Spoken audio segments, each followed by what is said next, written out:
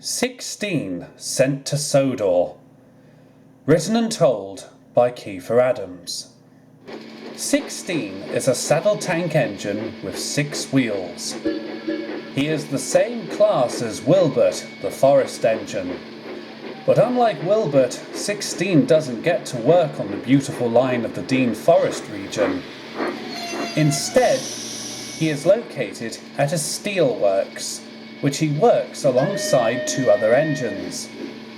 They get to make deliveries of steel across the mainland, including the goods yards of Briglington. 16's job is to shunt the trucks around the steelworks and prepare the next trains for the engines when they return. Recently, 16 had been hearing all about Wilbert's adventures on the island of Sodor and was jealous that he wouldn't be able to go himself. Wilbert had recently returned with helping Henry with an important job at his forest, and the last time Wilbert checked, 16's earning for an adventure to Sodor had been lost, until one fateful day. The Fat Controller requested Wilbert's services once again to collect some mineral wagons and deliver them to the far side of Sodor.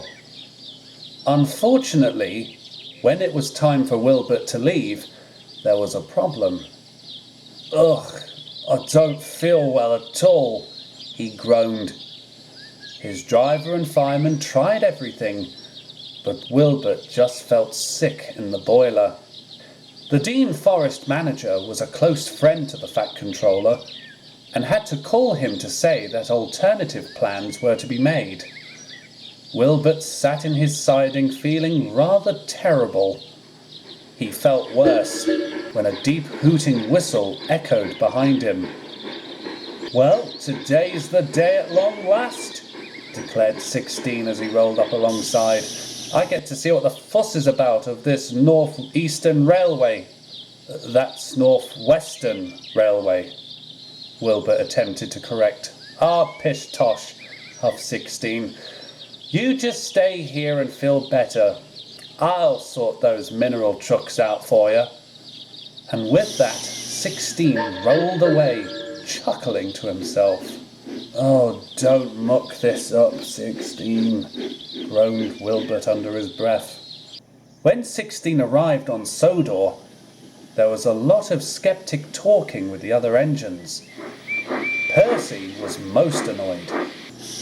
"Wilbert's told me a tale or two about him," he said to the others that night. "And what sort of tales has Wilbert told you about this... what's he called again?" asked Gordon. 16, grunted James. "It clearly states on his tanks." "All right," interrupted Edward. "Let Percy explain."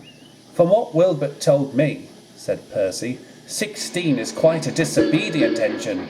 He went past a danger sign at this steelworks he's located at. He claims the trucks pulled him. The rails sagged and couldn't take his weight, and 16 fell down the embankment cab over wheels. "Going past danger signs," said Henry to no one in particular. "Thomas could learn a few things." "Percy," said Gordon, "from one engine to another, this 16 has come to help us. The past is irrelevant for an engine who's willing to do something for his future." Percy groaned. "When he proves himself, I'll take everything back about him," he grunted. He stormed into the shed and firmly requested his driver and fireman to slam it shut. "Oh, someone's in a bad mood," said James.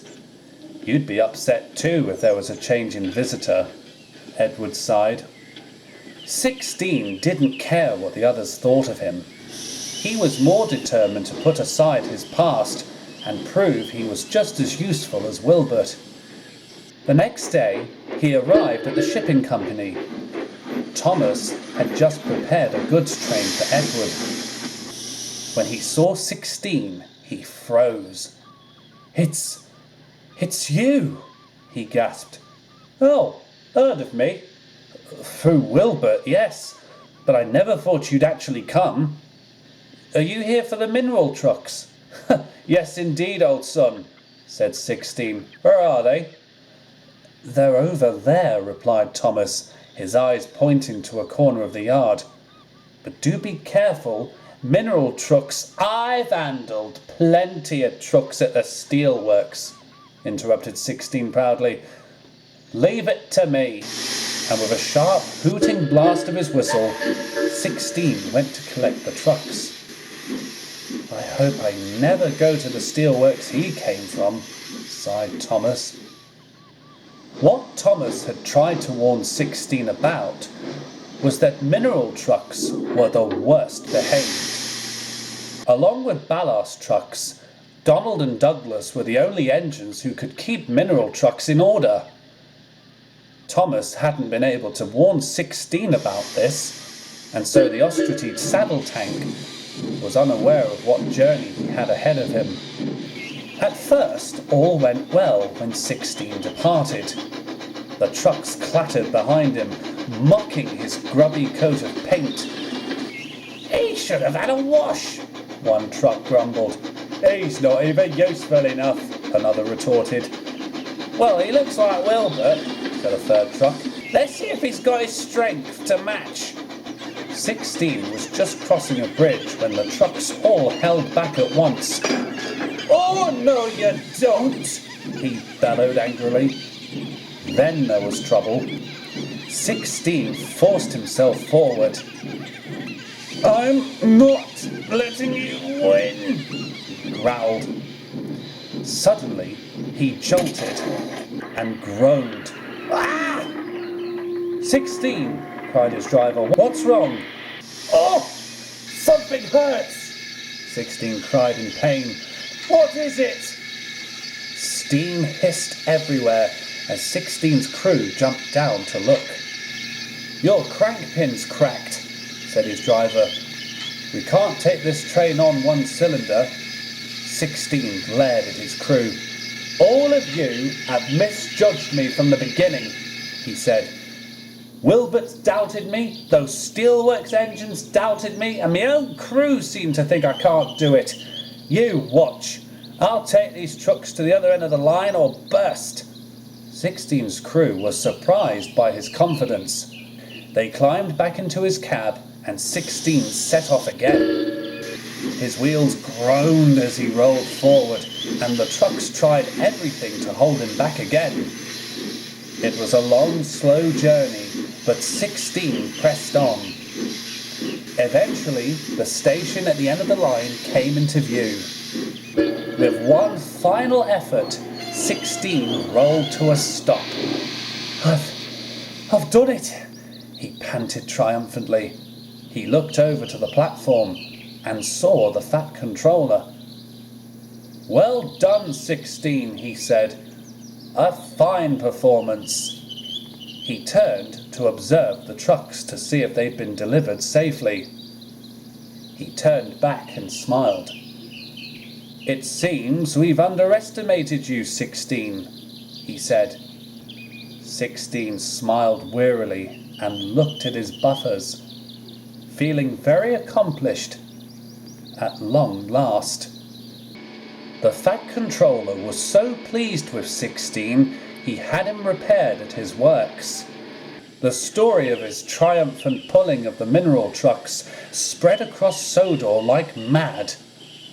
The engines were incredibly proud, and just as he promised, Percy took back everything he said about 16, and now considers him as much as a good friend as Wilbert, but was sad when it was time to go. The engines all offered him to come back, but 16 just said, I think one visit to Sodor's enough for me, before he made his way home. It was mid-afternoon when 16 came home. Wilbert was now feeling much better. Ah, there he is, he said. Manager's waiting for you. Why? You'll see. The manager of the Dean Forest Railway was so proud of 16's performance on Sodor, he decided to purchase him. And now 16 works alongside Wilbert. They still have their moments and tease each other, but they are very good friends. and always help each other out. I'm sorry to say that the steelworks engines were going to be in for a hard time with no one to shunt their trains for them. But as we both know, it would be a long, long time before another engine ever visited the steelworks. We know who and when, don't we?